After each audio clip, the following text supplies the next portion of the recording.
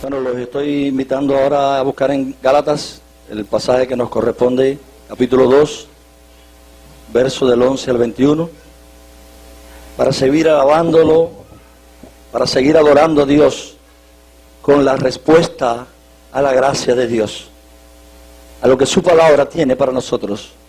La respuesta que tú y yo demos a lo que Dios habla es adoración. Así que los estoy invitando a seguir adorándolo, escuchando y llevando esa palabra hasta las profundidades de nuestro corazón. Gálatas capítulo 2, versículo del 11 al 21 vamos a estar compartiendo en esta mañana.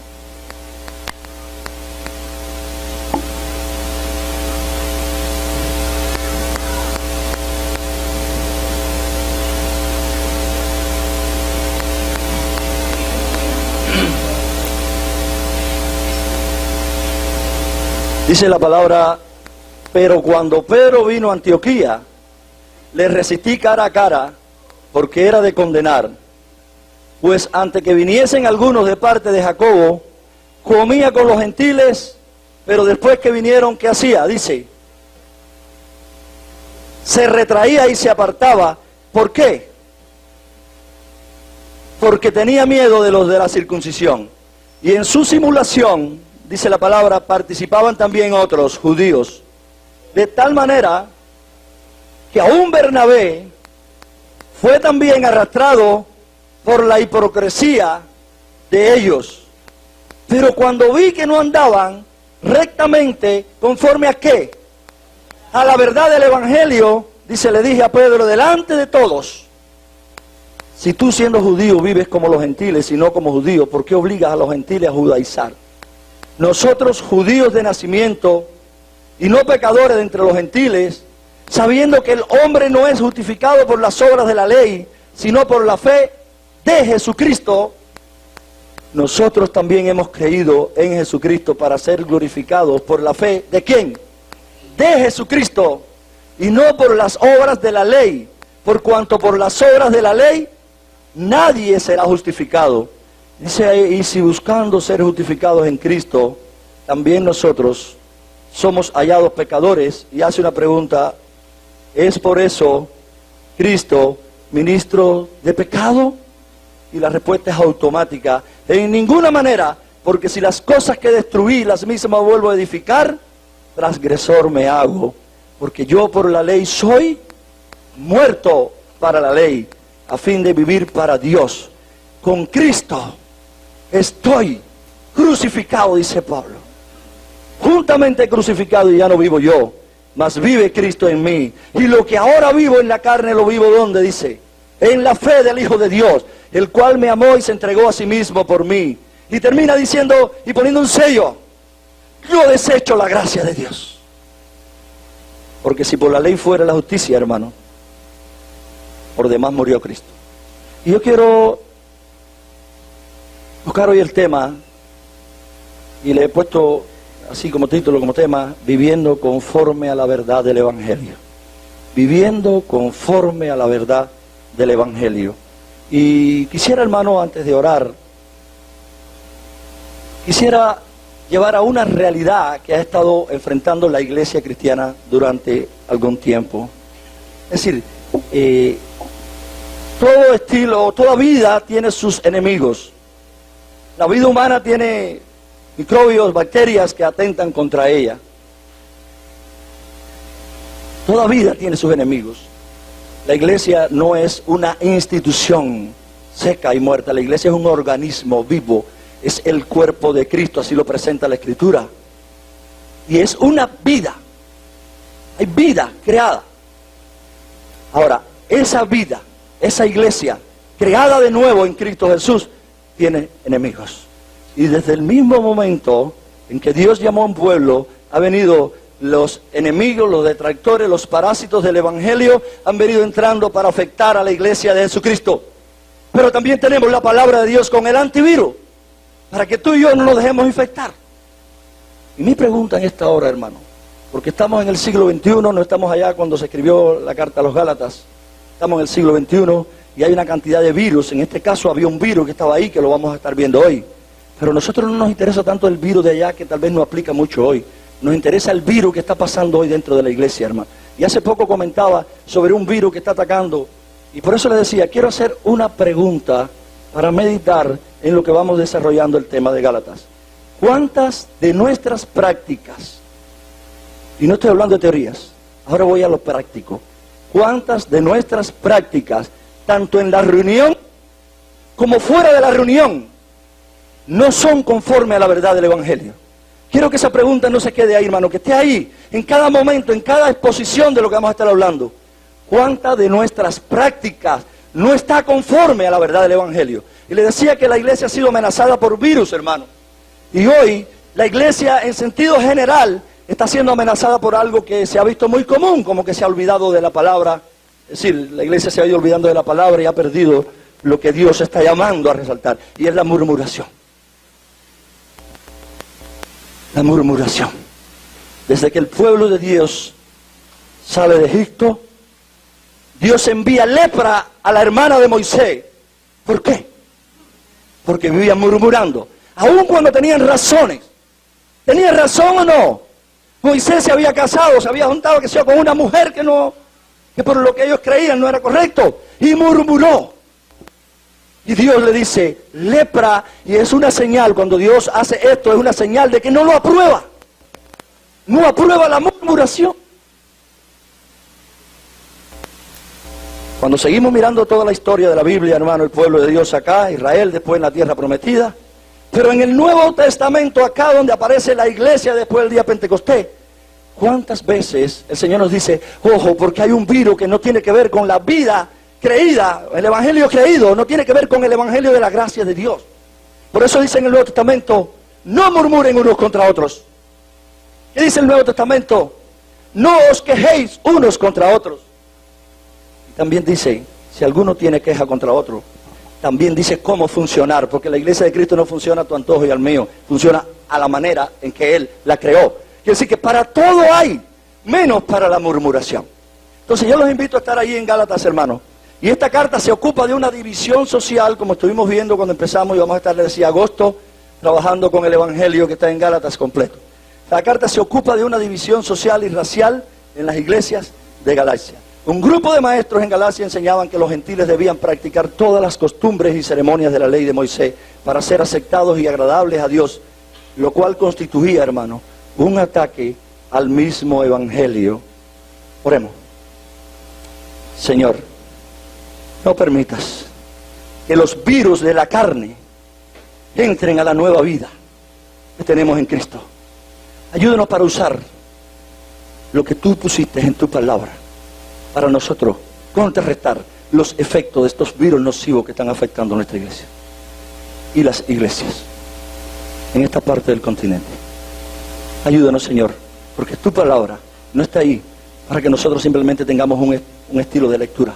Tu palabra está ahí para que nosotros podamos caminar y maduremos en este momento, aquí en el tiempo que nos ha tocado vivir, porque tu palabra sigue siendo relevante para todos los tiempos.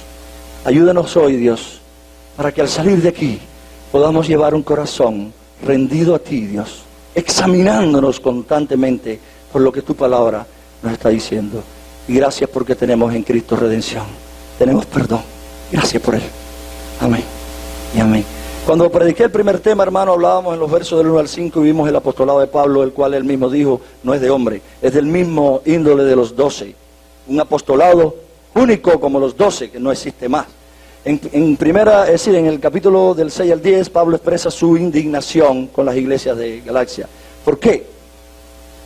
Porque tan pronto aparecieron estos virus dentro de la iglesia, empezaron a abandonar el evangelio de la gracia. Y Pablo estaba muy indignado. La verdad fundamental de esta porción es que solo había un evangelio, solo hay un evangelio, dice Pablo, no hay otro. Hay un solo evangelio. Por tanto, es asombrosamente doloroso que una persona que recibió el evangelio se aparte de él. Ahora, en el capítulo 2, los primeros 10 versos, hermano, tienen mucho que ver con la defensa de Pablo. Ahora a Pablo se le estaba acusando también. El virus entra dentro de la iglesia, hermano.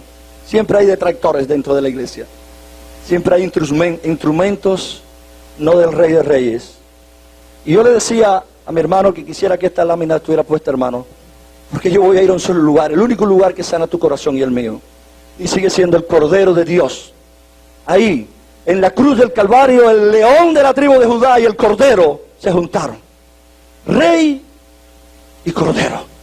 Y por eso aparece una salvación, es una persona que confía en Jesús como el Señor y el Salvador. Lamentablemente en los tiempos que estamos viviendo, muchos quieren creer en Jesús como el Salvador, porque el Salvador me ayuda a mí, pero el Señor yo me tengo que rendir a Él. Y le doy gracias a Dios porque anoche, hermano Javier, pastor, cuando predicaba hablaba, ¿por qué nosotros tenemos tanto problema con rendirnos a Jesús como el Señor? Hermano, cuando hablamos de Jesús como Señor, es Él el que dice lo que yo debo hacer o no. No es la idea de los hombres, no es lo que nosotros suponemos.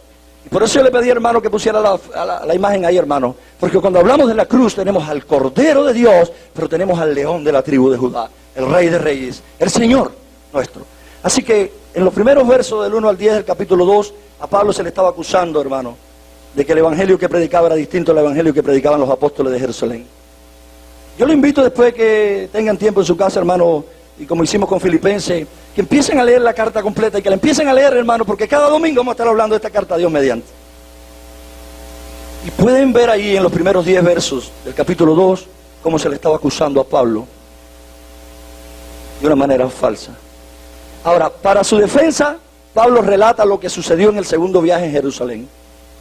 Y en este viaje en el que le llevó a Tito y presentó el evangelio que él predicaba. Él puso su argumento y llevó a Tito, y lo dice en estos versos. Ahora, en el texto de hoy, que es en los versos del 11 en adelante, Pablo describe la experiencia que tuvo con Pedro allá. Y yo quiero presentarlo de esta manera el tema de hoy. Lo primero que vamos a estar hablando es de la situación en este momento, pero vamos a llevarlo al final a nuestra situación, porque no hacemos nada con leer la Biblia para ver lo que le pasó a la iglesia de aquel tiempo, si no nos sirve para la iglesia de hoy, para lo que está pasando en la iglesia de hoy.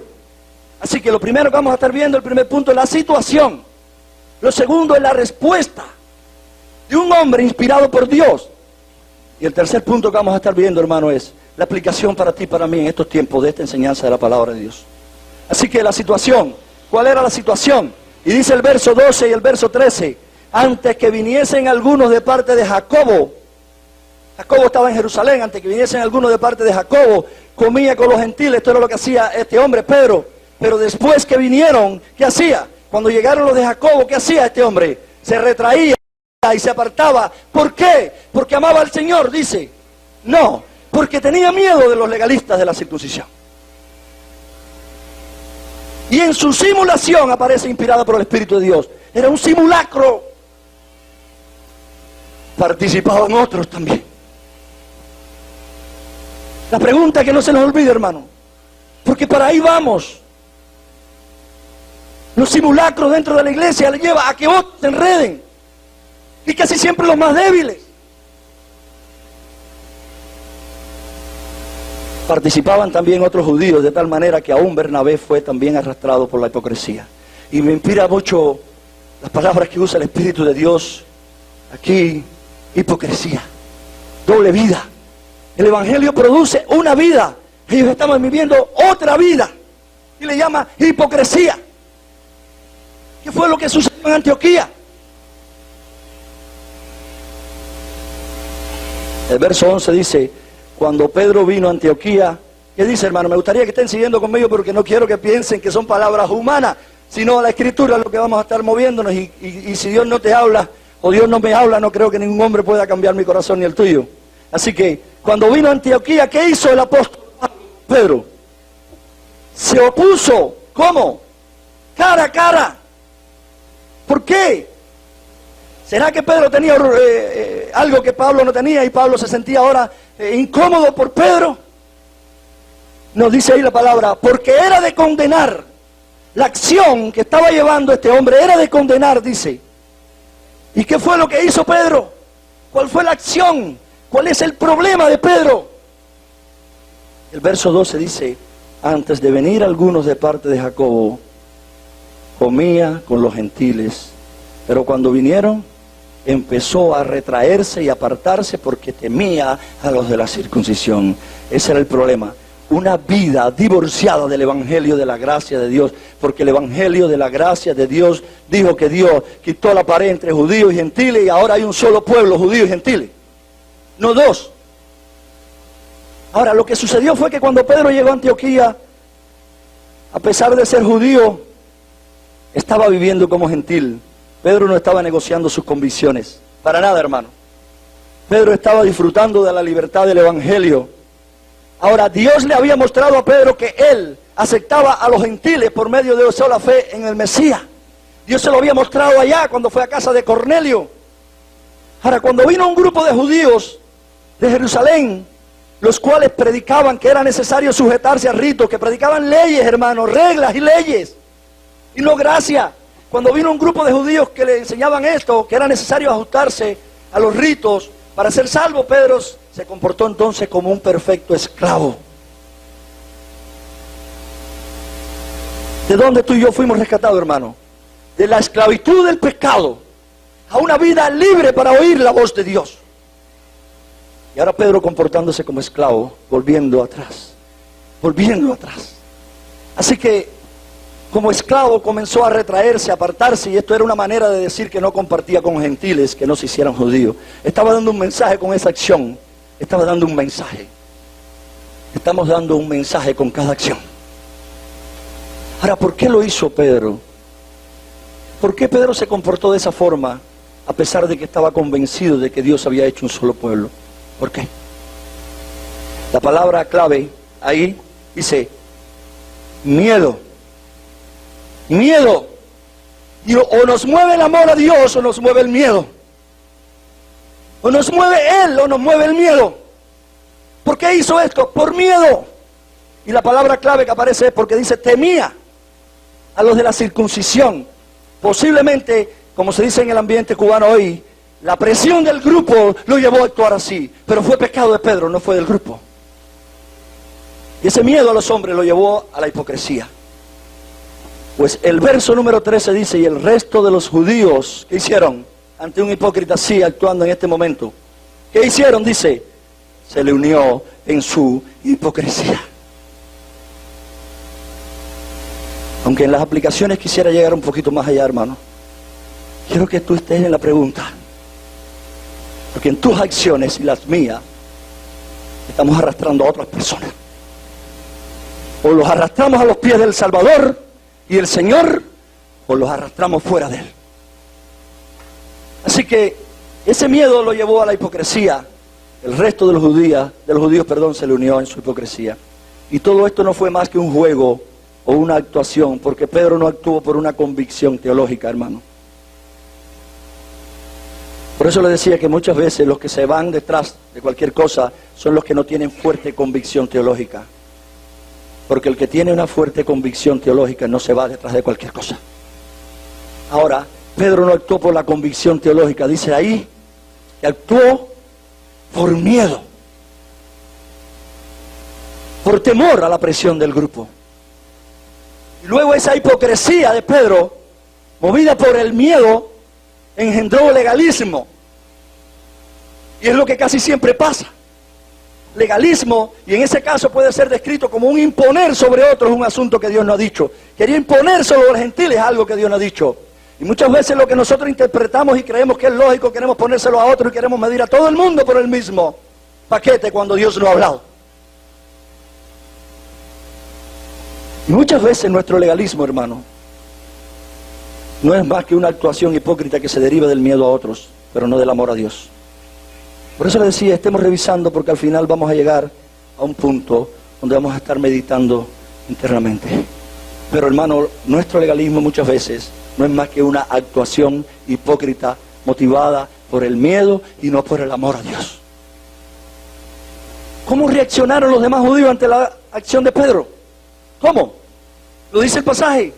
El texto dice que el resto de los judíos y aún Bernabé, un líder, fueron arrastrados y se unieron a esta actuación. Y es lo que vamos a estar mirando allí hoy. Lamentablemente, hermano, y quiero que estas frases, estos detalles, estas ideas no se nos vayan. Lamentablemente la hipocresía es fácil de seguir. Lo que es difícil de seguir es la verdad de Dios. Pero la hipocresía viene de la carnalidad. Eso es lo que tenemos todo de nacimiento. Y cuando alguien viene con un paquete así, venenoso, es fácil de seguir. Arrastra multitudes. Lo que no arrastra multitudes es la verdad de Dios. Arrastra a los que Dios ha llamado y ha escogido, para que le sigan oyéndolo a Él. Ahora, Bernabé, el mismo colaborador de Pablo en las misiones entre los gentiles, el mismo que luchó con Pablo en Jerusalén, el mismo que no se dio ni por un momento para que Tito fuera circuncidado. Cuando querían circuncidar a Tito, él dijo no, igual que Pablo, no lo voy a circuncidar, es un legalismo. Ese mismo Bernabé ahora, al igual que Pedro y muchos otros, dice allí, sus acciones no estaban en armonía con el evangelio de la gracia de Dios. ¿Qué pasa, hermano?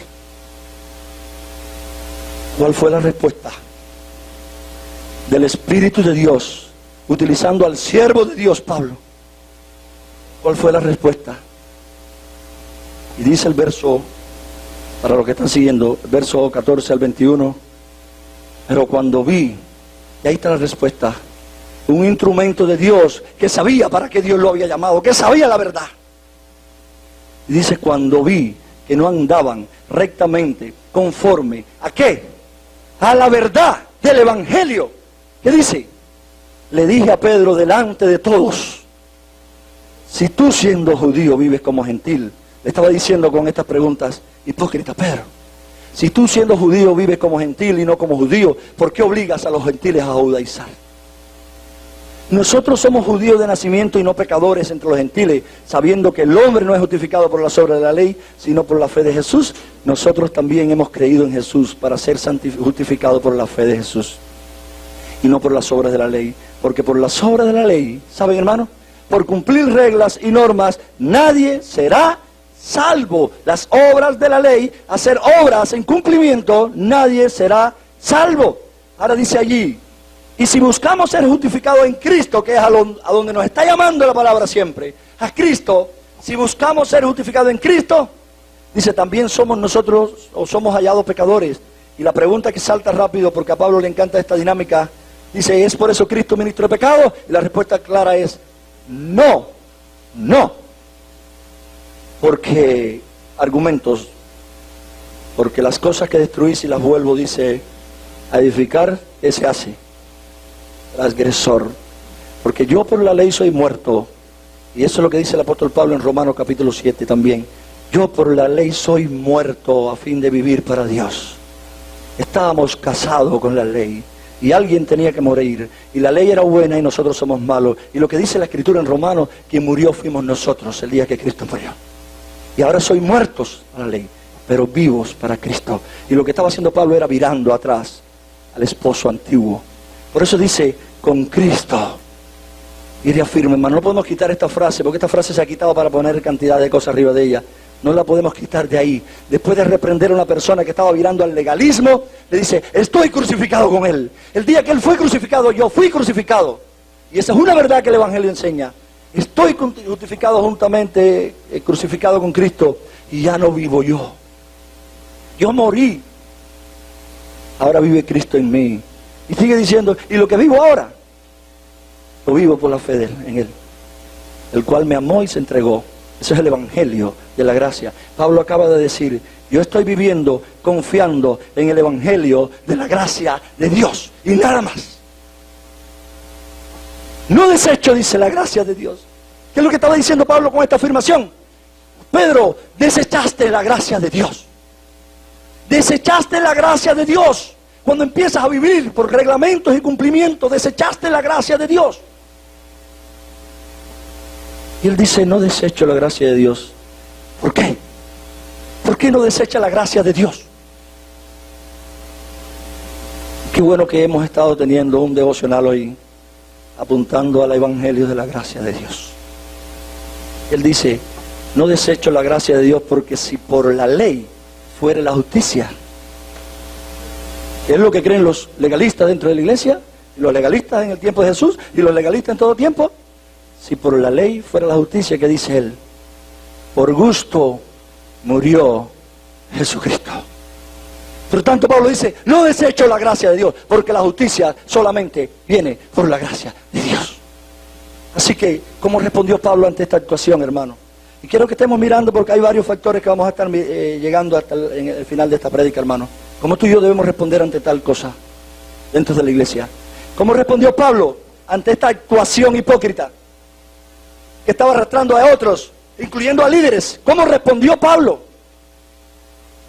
Y Pablo se opuso, dice, cara a cara. ¿Le iba a costar a Pablo? Sí. A nosotros no nos cuesta si no nos oponemos a lo que está incorrecto en lo que dice la Escritura. Pero cuando nos oponemos nos va a costar. Dice, cara a cara. Esta confrontación fue en público. ¿Por qué en público? La mentalidad de la iglesia hoy es, llámalo solo. Bueno, la Biblia dice cuándo hay que llamar a una persona solo, pero también dice cuándo se tiene que hacer público, para que todo el mundo sepa que están envenenando a la novia de Cristo. Esta confrontación fue en público, dice. Y le dije a Pedro, dice allí, delante de todos. Pero no era el apóstol Pedro que tuvo 3 años con Jesús. No era el apóstol Pedro que caminó sobre el agua. No era el apóstol Pedro que Jesús trató con él. No importa quién sea, porque el problema aquí no son quién es el instrumento, sino quién es la cabeza. ¿Cuál es la verdad? Que tú y yo estamos llamados, como dice la Escritura, como columna y baluarte de esa verdad. Y no quién es el instrumento que está cometiendo el error. Así que, ¿por qué lo hizo Pedro?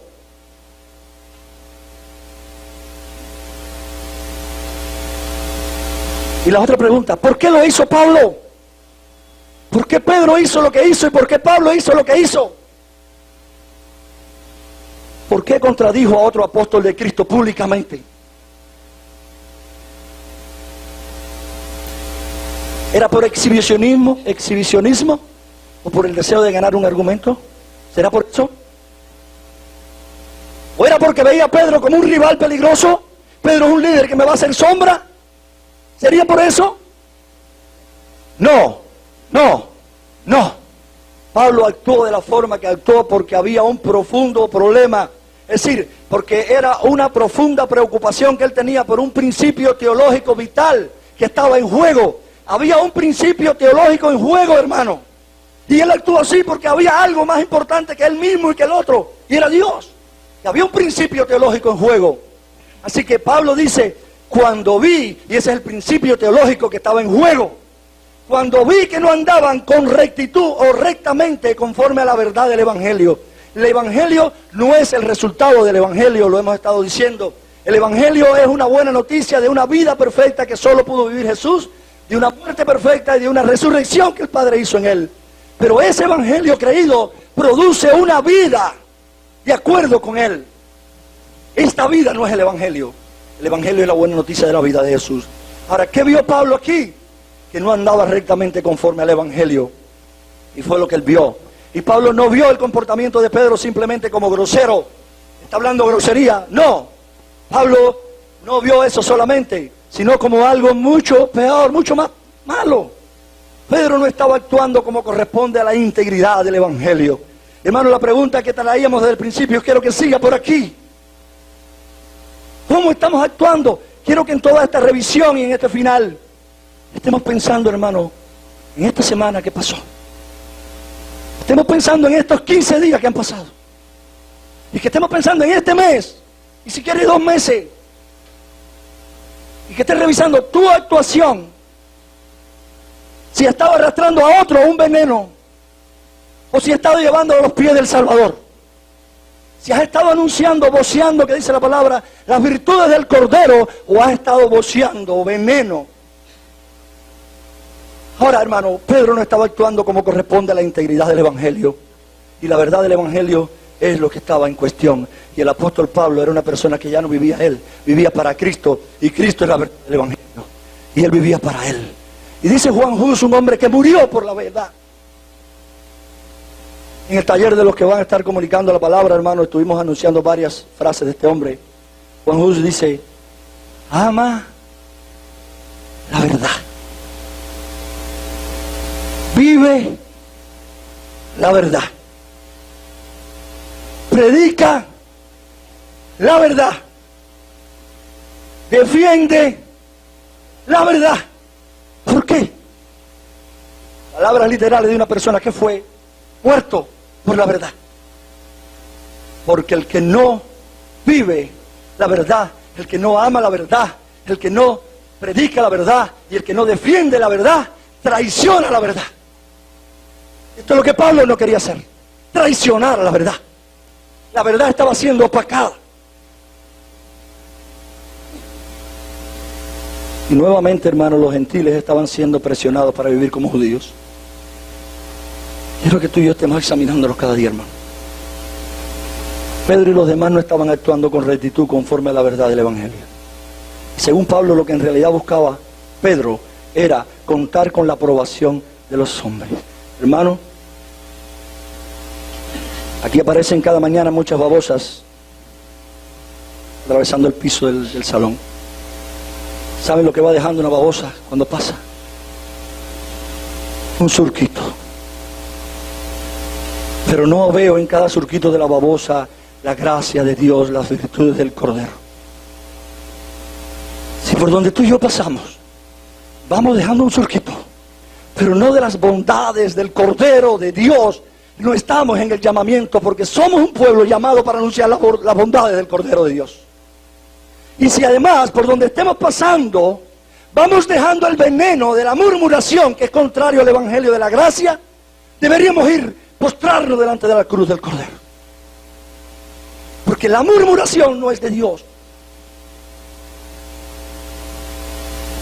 Ah, pero tú no sabes, pastor, que tengo razón. Aunque tú tengas razón y un hermano haya pecado contra ti, la Escritura dice, vete y repréndelo a sol. Y ahí está el solo. Pero nunca te aprueba la murmuración, porque la murmuración es el instrumento del enemigo de Dios para desactivar el cuerpo de Cristo. La murmuración es el instrumento satánico para acabar con el cuerpo de Cristo, para millar el cuerpo de Cristo, para disolver el cuerpo de Cristo. Y lo que une el cuerpo de Cristo, dice, es la sola fe, la sola verdad, la sola persona de Jesús. Yo quiero que estén reflexionando, hermano, yo también, en esta última semana, en este último mes, tal vez en los 3 meses que han pasado, 4, y que estemos mirando nuestra opcional, que podamos decir, Señor, porque quiero terminar ahí, Señor, gracias, porque he hecho lo que tú quieres que yo haga. O tal vez tengamos que decir, Señor, perdóname, porque en vez de anunciar tus virtudes, en vez de anunciar el Evangelio de la gracia de Dios a cada persona, en vez de hacerlo como dices tú, Jesús, todo para edificación, he estado envenenando a muchos hermanos. He estado actuando como Pedro. Perdóname.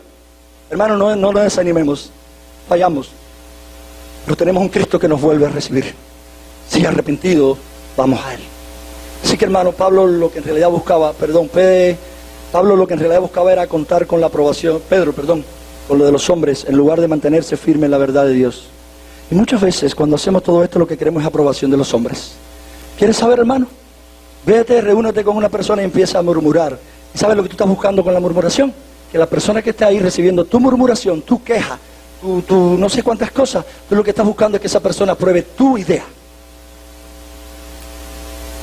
Y eso es lo que está diciendo aquí. Pedro buscaba contar con la aprobación de los hombres en lugar de mantenerse firme a la verdad de Dios. Ahora, ¿cuál es la verdad del Evangelio? Y en este caso la verdad del Evangelio que se enfatiza es el concepto de la justificación por fe, el cual es enfatizado 3 veces en el verso 16, una vez en el verso 17 y una vez en el verso 21. Y eso es lo que presentan estos versos, justificación por fe, justificación por fe. No hay otra manera de justificación, es solamente creyendo en la obra bondadosa de Cristo. No hay otra manera de justificación, pero tampoco de santificación. Solamente confiando, dice la Escritura, de la manera que empezamos en Él, andemos en Él. Y es confiando en Él, confiando en Él. Por tanto, si la manera de andar, dice la Escritura, que es confiando en Él, es a Él el que tenemos que estar mirando constantemente. Porque cuando quitamos la vista de Él, nos estamos mirando a nosotros. Ya no nos estamos mirando a Él. Por eso, hermano, en la palabra de Dios en el libro de Hebreos dice, corramos con paciencia la carrera que tenemos, pero los ojos puestos en Jesús, no en nadie, ni en ti, ni en aquellos hombres, como Pablo. No, en Jesús, porque el mismo Pablo dice, sean imitadores de mí, pero dice, como yo soy de Jesús, y sigue apuntando a la fuente final. Y eso es lo que nos dice Dios a través de este hombre que escribió Hebreo. Ahora, ¿en qué consiste la bendición esta de la justificación? ¿En qué consiste? Se trata de la buena noticia, hermano. Y me gustaría volverlo a repetir, y lo vamos a repetir siempre, porque la tendencia de nosotros, hermanos, no es creer el Evangelio. La tendencia de cada uno de nosotros es ponernos hojas como Adán y Eva para justificarse por cuenta propia. Esa es tu tendencia y mi tendencia. Confiar en el Evangelio es una obra de Dios que Dios produce querer y hacer. Así que, ¿en qué consistía esta bendición de la justificación? Se trataba de la buena noticia de que pecadores culpables como tú y como yo, y bajo el juicio de Dios que estábamos tú y yo, Dios le cancela sus injusticias. Dios le atribuye justicia de Dios. Y Dios los acepta como hijo. Y esto es gracia. Y siempre digo, si esto no te motiva, nada te va a motivar. Si no te motiva que un pecador condenado bajo el juicio de Dios, culpable, haya quedado suelto, libre y además aceptado como hijo de Dios. Si eso no te motiva, hermano, nada te va a motivar. Tal vez estás buscando otro mensaje. Pero si el Evangelio de la gracia de Dios no te motiva, nada te va a motivar. Y si algo te motiva, hermano, te va a derrumbar rápido. Necesitarías como un reverbero, hermano, constantemente eso otro. Pero el Evangelio de la gracia de Dios nunca, nunca, nunca. Por eso es que Pablo nunca deja de ser. Por eso es que Pablo se indignó cuando vio a la iglesia desviándose de este Evangelio. Ahora, el mensaje de Pablo a Pedro era claro. No hay distinción, hermano, entre judíos y gentiles, porque todos pecaron. No hay distinción en el método de salvación. Sigue siendo un solo método de salvación. Por la fe en la persona gloriosa que Dios regaló, que se llama Jesús. ¿Por qué es tan grave esta negación del Evangelio? ¿Por qué? Y en el verso 21, para los que están leyendo, hermano, dice Pablo, no hago nula la gracia de Dios. Es grave porque Pedro estaba anulando la gracia de Dios con su hipocresía, actuando no con correspondencia al Evangelio de la gracia de Dios. Para el Evangelio es la buena noticia de que el privilegio de estar en paz con Dios, que es un privilegio que tenemos los cristianos, fue alcanzado plenamente, hermano, cuando Cristo murió por nuestros pecados. Cuando el Cordero de Dios murió y el león de la tribu de Judá, ahí fue a la cruz del Calvario por nosotros. Tú y yo tuvimos ese privilegio. Tenemos ese privilegio. Cuando resucitó fue aceptado totalmente. Esa ofrenda, hermano, no fue la tuya ni la mía la que fue aceptada. No es en ti y en mí en que el Padre está agradado. Él dijo, mirando a Jesús en el bautizo, dice, he aquí mi Hijo amado en quien yo estoy complacido, en Él. Es en Él en el quien el Padre está complacido.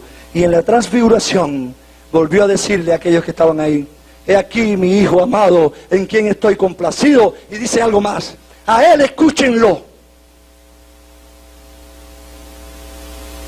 Y yo solamente podemos agradar a Dios cuando estamos descansando totalmente en la obra de Jesús. Cuando estamos tratando de vivir un cumplimiento y mejorarnos por cuenta propia, estamos desagradando a Dios. Y fue lo que hizo Adán y Eva ya con las hojas de higuera. Estamos desagradando a Dios. Así que en el verso 20, Él está diciendo, viviendo por la fe en el Hijo de Dios, quien nos amó y se entregó por nosotros.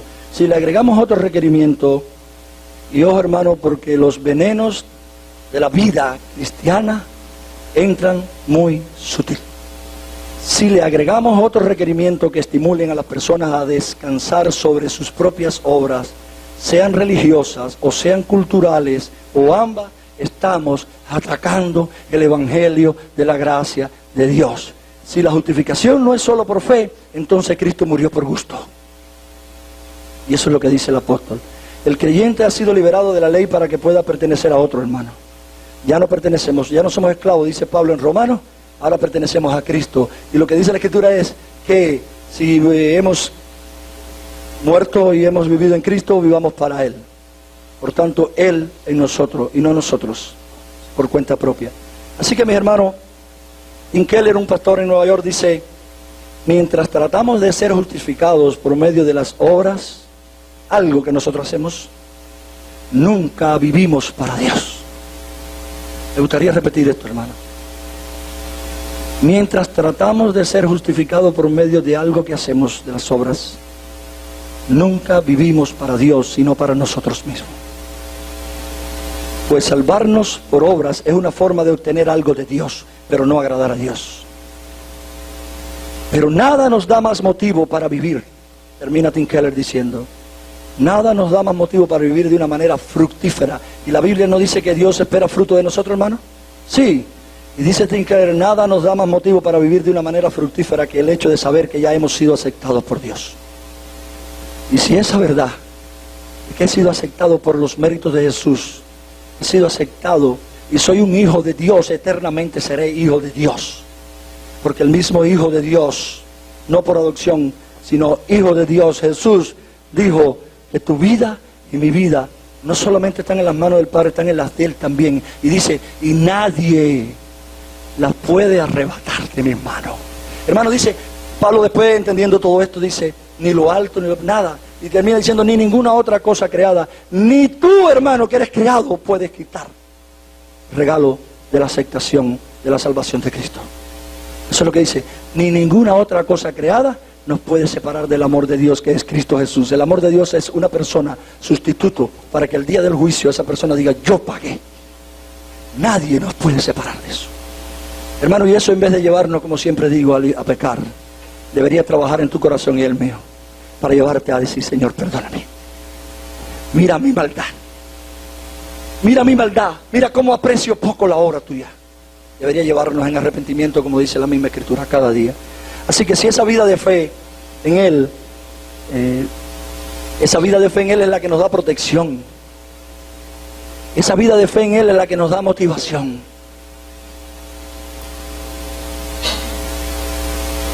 Esa vida de fe en Él es la que nos da coraje, como Pablo. Esa vida de fe en Él es la que nos da dirección, porque Él es la luz. Y esa vida de fe en Él es la que nos permite caminar con gozo. Cuando el gozo tuyo viene por algo que tú haces, hermano, cuando se te quita lo que tú haces, perdiste el gozo.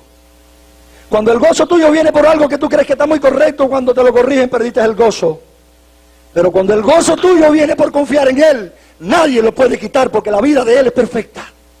Y nunca nadie podrá quitar ese gozo, sino que irá aumentando más y más.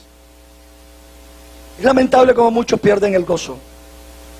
La pregunta sería, hermano, ¿dónde ha estado confiando? ¿De dónde ha venido ese gozo? Porque a menos que venga de Él, lo vas a perder, mientras que eso no sea alimentado. Así que, hermano, aplicaciones, y es el tercer punto. ¿Recuerdan la pregunta? En la última semana, en los últimos 15 días, en el último mes, en los últimos 3 meses, no sé cuántos meses, hermano, que tú recuerdes, ¿tus prácticas han estado alineadas con el Evangelio que creemos?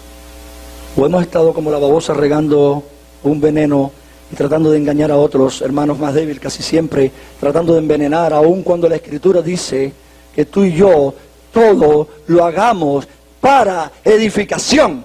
Y hasta ahora, hermano, todos sabemos que algo que Dios condena en la Escritura no puede ser para edificación. Así que la pregunta, manténgala. ¿Qué podemos aprender de este pasaje en la situación de la iglesia hoy? Hoy nosotros no tenemos judíos aquí, hermano, que están viniendo y nosotros comiendo con judíos. No tenemos ese contexto, eso fue allá. Pero hoy tenemos prácticas que están envenenando a la iglesia. ¿Qué podemos aprender de esto? Número 1, hermano, esta historia nos muestra, me gustaría que esta aplicación, o este punto de aplicaciones, quedara latente, y si alguno, bueno, Daniel está grabando, si alguno lo quiere volver a ver, todos han sido grabados. Esta historia nos muestra la debilidad que pueden tener los hijos de Dios. Tú y yo. Debilidad. Los cuales muchas veces son sensibles. Tú y yo somos sensibles a minimizar la importancia de la verdad para tratar de mantener ciertas relaciones. Y eso es lo que tenemos que aprender ahí. Número 1. Muchas veces por mantener ciertas relaciones minimizamos la verdad de Dios y estamos diciendo que las relaciones son más importantes que la misma verdad de Dios, que Jesús. Y cualquier cosa que ocupe el lugar del trono de Dios, Jesús mismo, es idolatría. Así que, hermano, esta historia nos muestra, número 1, la debilidad que pueden tener los hijos de Dios, los cuales muchas veces son sensibles a minimizar la importancia de la verdad para cuidar ciertas relaciones. Y Pablo puede que no sea visto en esta carta como un hijo de consolación, a lo que sí se le decía a Bernabé. Pero muchas veces son esos los que nos ayudan a cuidar la pureza del Evangelio. No son los hijos de consolación los que ayudan a cuidar la pureza. Los hijos de consolación ayudan cuando hay un problema. Pero los Pablos ayudan a cuidar la pureza del Evangelio de la gracia de Dios. Así que, hermano, muchas veces son esos los que nos van a ayudar, a ti, a mí, a la iglesia, en palabras y en hechos. No solo en palabras. Pablo estaba claro del Evangelio de la gracia, pero no solo en palabras. En el momento en que tuvo que actuar por la verdad, actuó por la verdad, aun cuando le costara caro. Y es por eso que necesitamos diversidad dentro de la iglesia, que nos fortalezcamos unos a otros. ¿Necesitamos hijos de consolación? Sí, pero necesitamos Pablos que estén enseñando y diciendo: el veneno está entrando a la iglesia. No. Cuando uno ha caído y necesita ser restaurado, necesitamos hijos de consolación. En ese momento no necesitamos legalistas que vayan como los amigos de Job a meterle la ley. Necesitamos hijos de consolación. Pero cuando algunos de nosotros no andamos conforme al Evangelio, y les dije al principio, hermano, la práctica de la murmuración no es conforme al Evangelio, es anti-evangélica. Cuando no andamos conforme al Evangelio, necesitamos 2, 3, 4 Pablos. Así que, aplicación número 2. Hemos de caminar en rectitud con relación a la verdad del Evangelio. Ahí es el llamado de Dios a través de Pablo. Hay una vida que está en armonía con el Evangelio, hermano. Pero también hay una vida que no está en armonía con el Evangelio. Hay una vida en armonía con el Evangelio, pero hay otra vida que no está en armonía con el Evangelio. Y la pregunta que deberíamos estar haciéndonos tú y yo cada día, en cada momento, siempre, es: mi acción, los hábitos, y mayormente los hábitos no son dentro de la iglesia, hermano, dentro de la reunión. Mayormente los hábitos son fuera, cuando nos topamos con otro hermano. Estos hábitos mayormente son cuando nos reunimos 2 o 3 a conversar y como que no tenemos a Cristo en el centro muchas veces. El objetivo de la conversación no es Cristo y empiezan entonces las murmuraciones. Así que la pregunta es: ¿nuestras acciones, nuestros hábitos, dicen la verdad con relación al Evangelio o lo contradicen? Yo quisiera que esta pregunta no la olvides, hermano, para que cada vez que te veas tentado a algo, diga: ¿dice la verdad del Evangelio o lo contradice? Según el pasaje, hermano, en esta segunda aplicación, hay 3 cosas que no son conforme al Evangelio. Y tú tienes que saberla, yo también. Pero no solo saberla intelectualmente, sino saberla en la vida práctica. Y la primera es el miedo a los hombres. Ese miedo que nos lleva a ceder en nuestras convicciones. ¿Qué hemos puesto primero? Los hombres. En vez de Dios. Así nadie nos va a matar nunca. Así nunca me van a cerrar. Así nunca te van a pasar te van a meter en un foso de león.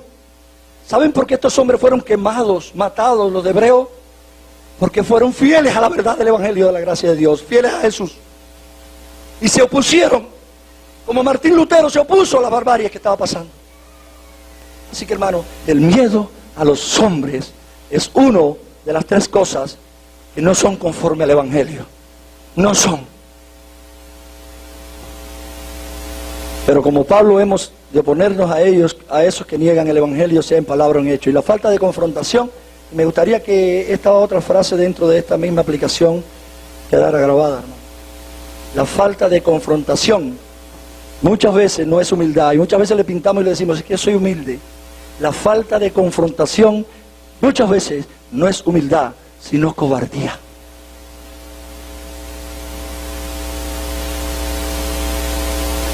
Y el actuar con rectitud según la verdad del Evangelio requiere que nos paremos como lo que somos. ¿Qué dice la Biblia que somos? Columna y baluarte de la verdad. Dice la Biblia que somos como iglesias. Por tanto, el actuar con rectitud requiere que tú y yo estemos parados como una columna y un baluarte de la verdad de Dios. Ahora, la segunda cosa que es contrario, que debemos evitar, es la hipocresía. Y esta actuación que nos lleva muchas veces, como Pedro, a actuar en contra de nuestras convicciones. Es decir, nosotros decimos aquí adorando, hermano, y hemos pasado una mañana preciosa diciendo: a ti solo, tú eres digno, tú eres el Cristo, todo eres tú para mí, yo te adoro a ti. Eso que decimos aquí de palabra para afuera, hermano, que sea una realidad todos los días.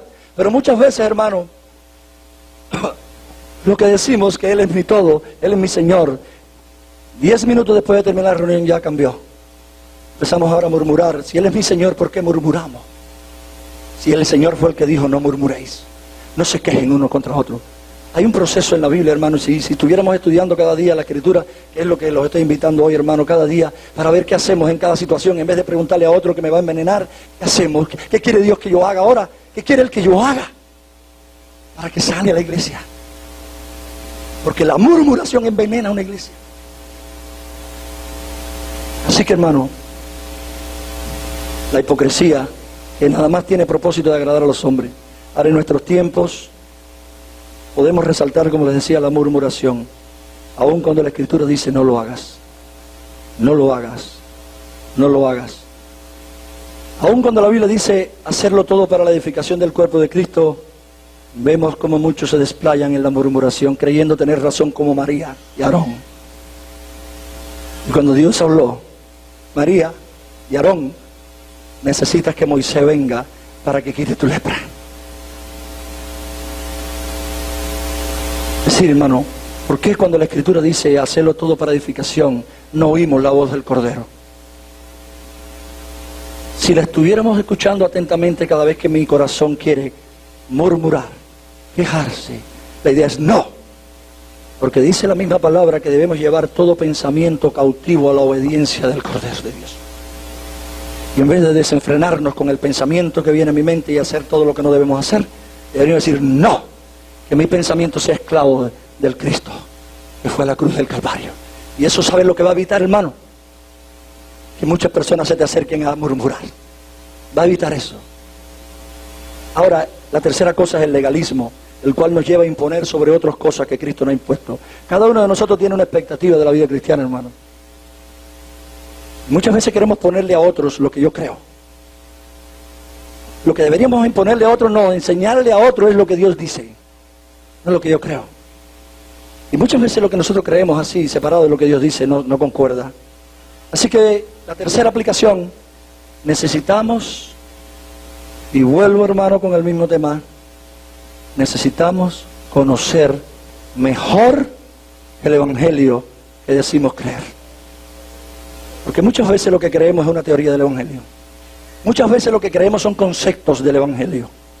Aquí vemos a un Pablo reprendiendo a un Pedro que en la práctica no estaba viviendo el Evangelio, viviendo por el Evangelio. Así que puede que manejemos la teoría, pero el Evangelio tiene muchas implicaciones para la vida. Por eso yo creo que necesitamos el Evangelio todos los días. Como dice un gran pastor Mayhene, dice, tú y yo necesitamos todos los días dejar de oírnos a nosotros mismos y empezar a oírlo a Él. Porque lo que cambia tu corazón no es cuando tú te hablas a ti, cuando los hombres nos hablan a nosotros, sino cuando el Rey de Reyes habla a tu corazón. Es que hay sanidad y hay vida dentro del corazón. Así que es hora, hermano, de dejar de escucharnos a nosotros. Porque un corazón enfermo busca otro corazón enfermo para alimentar la enfermedad. Pero un corazón que quiere o que sabe que solamente la sanidad está en Jesús, busca a Jesús. Porque solamente Jesús puede sanar el corazón tuyo y el mío. Así que, hermano, debemos conocer las verdades del Evangelio para no actuar de manera inconsistente con Él. No podemos venir a las reuniones, como les decía ahorita. No podemos venir a un culto, no importa si es el domingo o el sábado. No podemos venir como iglesia y cerrar nuestros ojos y decir quiero hacer tu voluntad, eso es un deseo. Pero decir también quiero glorificarte, eso es un deseo. Recibe la adoración. ¿Cuántas cosas más podemos decir? Si nuestras prácticas de cada día no se relacionan con lo que estamos hablando, hermano, sigue siendo una actitud parecida a la de Pedro. Todo esto no tiene ningún valor. En un momento los israelitas actuaban de una manera parecida y el Señor le dice, este pueblo se reúne los sábados en la noche, se reúne los domingos en la mañana y de labio me honra, pero esto, corazón, está lejos de mí. Y esto es lo que está pasando, hermano, y lo que pasaría en tu vida y en la mía, a menos que tú y yo estemos cada día viendo si la verdad del Evangelio se corresponde con mi actuación. Porque si no, lo que tenemos que ir es en arrepentimiento ahí, donde el Cordero de Dios nos llama. Y hermano, si un apóstol como Pedro tenía que aprender más acerca de las implicaciones de la justificación por fe, ¿ustedes creen que nosotros no? Si un hombre que caminó 3 años con Jesús, un hombre que estuvo en Pentecostés y se convirtieron 3,000, tuvo que aprender acerca de lo que implicaba la justificación por fe, reprendido delante de todos, ¿ustedes creen que ustedes y yo no? Por eso los estoy invitando, hermanos, juntos conmigo, a ir ahí a examinar qué ha estado pasando en las últimas semanas. Y qué va a seguir pasando a partir de ahorita. Y que podamos tener el vigor que viene, ese valor que viene de la gracia de Dios para poder decir, hermano, estás actuando en contra del evangelio de la gracia de Dios. Así que si un apóstol como él tuvo que aprender de esto, hermano, mucho más nosotros. Una vida consistente con el evangelio conduce a la unidad y a la armonía. ¿Qué le decía de la murmuración? Que no tiene nada que ver con el evangelio. ¿A dónde lleva la murmuración? A enfermar un cuerpo, a envenenar a los más débiles, a ser murmuradores en vez de hacer discípulos. Ahí lleva la murmuración. Envenenar el cuerpo de Cristo, a ser murmuradores, porque aquel que recibió la murmuración sigue murmurando creyendo que lo está haciendo correcto. Y lo que Dios nos llamó a hacer, diciendo que tiene toda la autoridad, es a ser discípulos. El tiempo que vamos a invertir en murmuración, cuando vayamos a la cruz de Cristo, hermano, en arrepentimiento, hermano, estemos invirtiéndole en hacer discípulos, en estar edificando la vida de alguien. Y eso es lo que hace el evangelio. Cuando Jesús dice, toda la autoridad es mía, el Rey que vino a pagar por nosotros, nos está diciendo también, vayan y hagan discípulos. Hermano, veremos una iglesia que se va llenando, porque en vez de murmuradores vamos a tener personas haciendo discípulos. Así que una vida consistente con el evangelio conduce a la unidad. ¿Es lo que queremos? ¿No queremos unidad en el cuerpo de Cristo, hermano? Evangelio. Una vida consistente con el evangelio no ha de crear caos. Una vida consistente con el evangelio no ha de crear un ambiente nocivo. Además de lo que hemos estado mencionando, hermano, la confrontación apostólica nos muestra dos obligaciones. Uno, debemos vivir de manera consecuente con lo que creemos. Y número dos, la verdad nos obliga a amonestar a quienes no viven conforme a ella. La misma verdad nos está obligando a hacerlo. Y aquí hay una lección muy importante que tenemos que considerar, y es que a veces sabemos la verdad del evangelio en teoría, pero por presiones externas actuamos en forma contraria a la verdad del evangelio, hermano. Y yo no estoy hablando aquí para alguien específico, estoy hablando para todos nosotros, que muchas veces conocemos en teoría, para mí también, en teoría la verdad del evangelio, y después por el miedo a la presión de las personas cedemos. Pablo exhortó a Pedro cara a cara delante de todos. La razón por la que Pablo lo exhortó en público fue que como líder, Pedro como líder, estaba siendo piedra de tropiezo para muchos hermanos. No sé si has podido llegar a ver, hermano, que la murmuración es piedra de tropiezo para otros. Y tendrás que ir a la cruz del Calvario si te hallas ahí y pedir perdón a Dios. Porque la murmuración es poner piedra de tropiezo al hermano. ¿Y saben lo que dice el Señor? Hay de aquellos que pongan tropiezo. Así que, hermano, el apóstol Pedro con su conducta eliminaba la gracia de Dios. Y el apóstol Pablo comenta que él no ha puesto a un lado la gracia. Y termina diciendo, Cristo murió y yo morí con él. Y solo al pie de la cruz, y ahí no los quiero invitar ahora, hermano. Solo al pie de la cruz se solucionan verdaderamente los conflictos. Si tienes un conflicto, hermano, yo te estoy diciendo, mire a la cruz del Calvario. Porque fue él el que dijo, si alguno tiene queja contra otro, de la manera en que yo te perdoné, la manera en que yo te perdoné, aun cuando el otro me haya ofendido mucho, él fue el que dijo, de la manera en que Cristo te perdonó, perdonar a otros.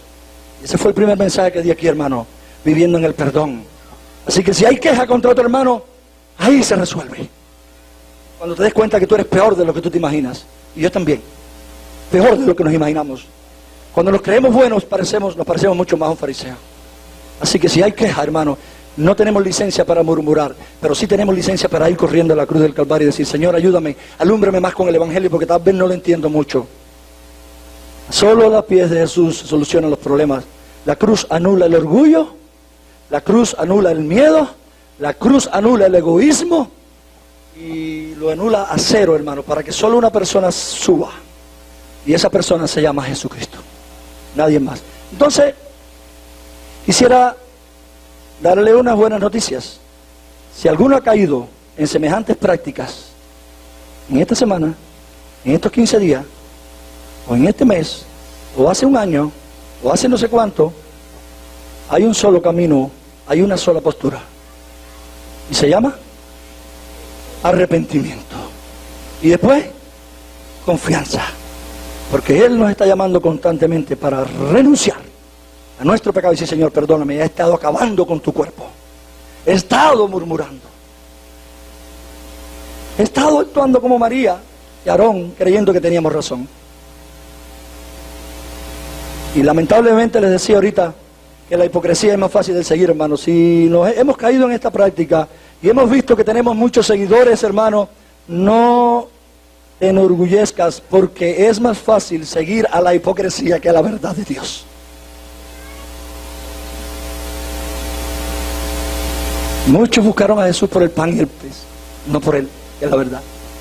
Y Jesús le dice a los suyos, ustedes también se quieren ir, pero ellos sí creían la verdad. Le dice, ¿a dónde vamos si solo tú tienes lo que yo necesito?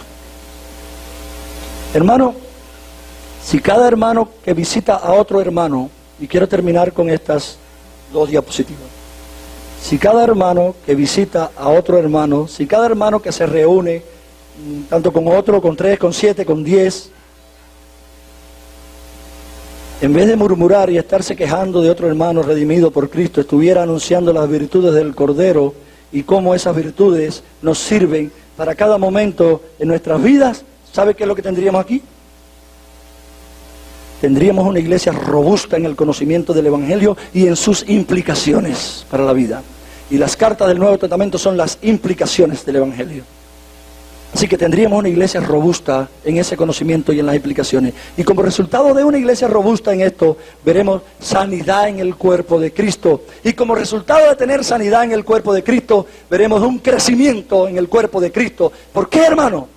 Porque una iglesia sana crece sola.